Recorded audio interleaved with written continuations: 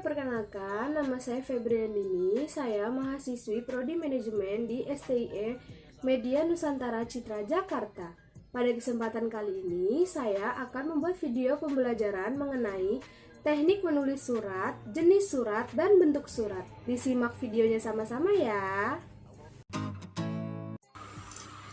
Jadi, yang pertama yang akan dibahas yaitu tentang apa sih surat itu.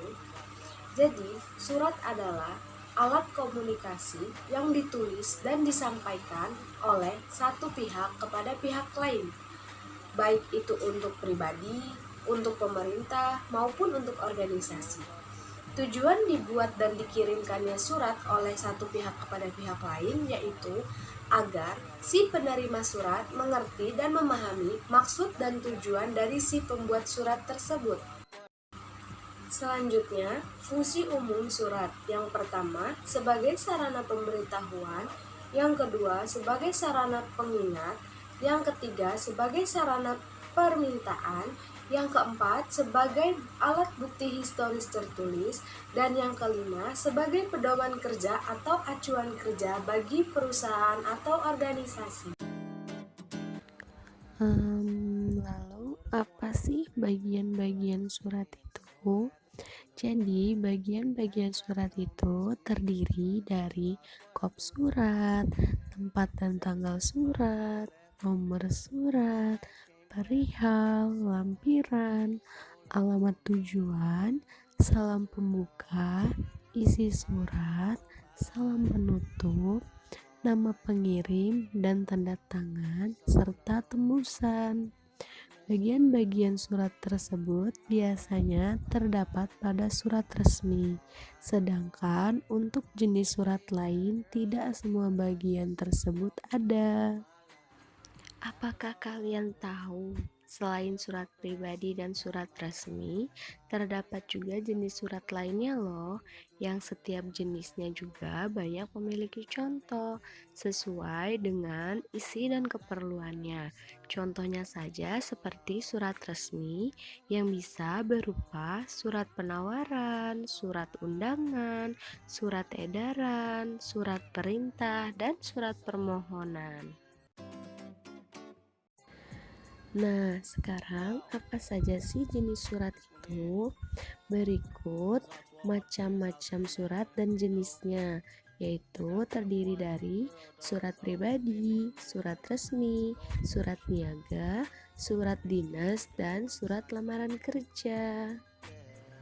Yang pertama, ada surat pribadi. Surat pribadi merupakan surat yang digunakan untuk kepentingan pribadi. Biasanya, surat ini dibuat untuk ditunjukkan kepada teman, sahabat, atau keluarga, dan biasanya bersifat tidak resmi.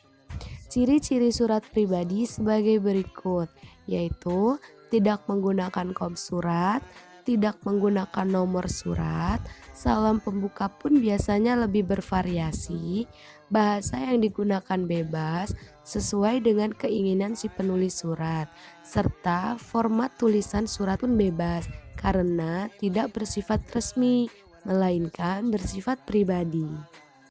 Yang selanjutnya yaitu surat resmi. Surat resmi adalah surat yang digunakan untuk kepentingan resmi, baik itu individu, organisasi, maupun instansi. Ciri-ciri dari surat resmi yaitu menggunakan kop surat, menggunakan nomor surat, lampiran, dan perihal. Salam pembuka dan penutup pun bersifat formal. Penggunaan ragam bahasa dalam penulisannya, menyertakan cap lembaga resmi, dan format penulisan pun diatur. Kemudian ada surat dinas, yaitu merupakan surat resmi yang dibuat oleh sebuah instansi atau lembaga tertentu dengan tujuan untuk keperluan dinas. Ciri-ciri dari surat dinas sama seperti ciri-ciri yang dimiliki oleh surat resmi pada umumnya.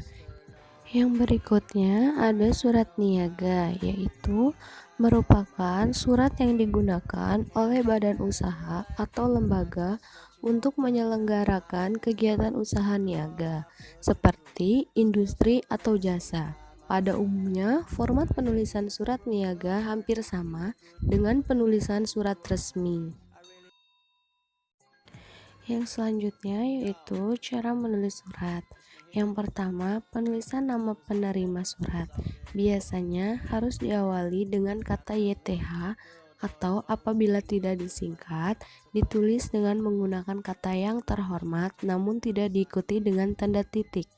Yang kedua, mencantumkan nama orang yang dituju dengan menuliskan sapaan seperti Bapak, Ibu, Saudara, atau Saudari, baik itu disingkat maupun dengan ejaan.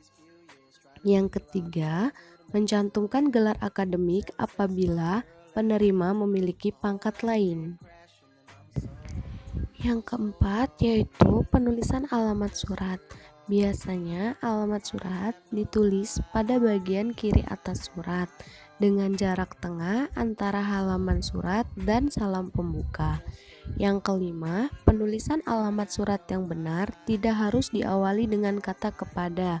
Begitu juga sebaliknya, tidak harus menggunakan kata dari. Yang keenam, penulisan kata jalan pada alamat tidak boleh disingkat ya.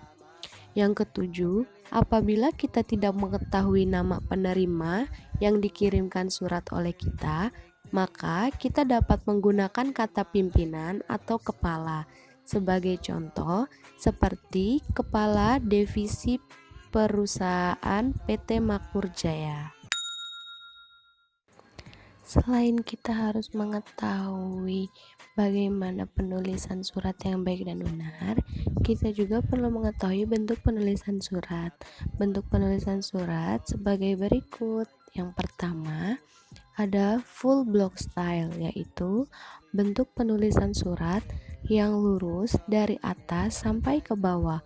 Maksudnya, dari mulai tanggal sampai dengan penutup surat ditulis di sebelah kiri, sehingga surat terlihat rata kanan dan kiri. Yang kedua, ada block style, yaitu tidak jauh berbeda dengan full block style, hanya saja perbedaannya terletak pada nama jelas, tanggal, nama jabatan, nama instansi, serta salam penutup. Kemudian yang ketiga ada semi block style, yaitu mempunyai posisi yang menjorok ke dalam pada setiap alinea barunya, dan bentuk surat ini biasanya banyak digunakan pada surat resmi di perusahaan.